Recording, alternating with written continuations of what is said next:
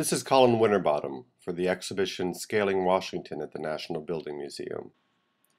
As a fine art photographer, I make photos that challenge the way people see Washington, D.C. I'll use unique cameras, unusual films, bad weather, or quirky compositions. But one tool I've relied on for over 15 years is scaffolding. At first, my trips up 50 or 80 feet of scaffold were about getting really close to details in architecture, like pediment sculptures and such, to capture their textures from just inches away. And at first it seemed a mistake if a bit of scaffold came into the picture. Then I thought maybe showing a bit of scaffold gives us some context. Then it wasn't long before scaffolds themselves started to become important elements of wider photos.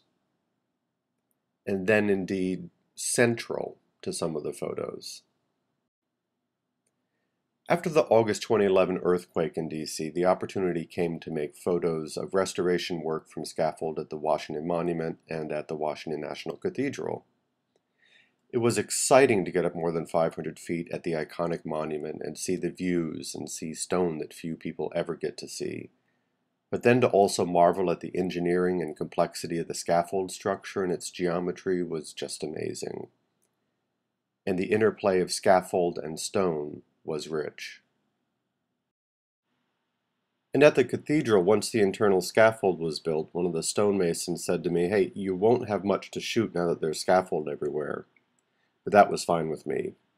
I mean, I'd seen hints of this elsewhere, but at this site, I was startled by the way repetitions of geometry and the elegant stone elements were echoed in the repetitive geometries of the scaffold.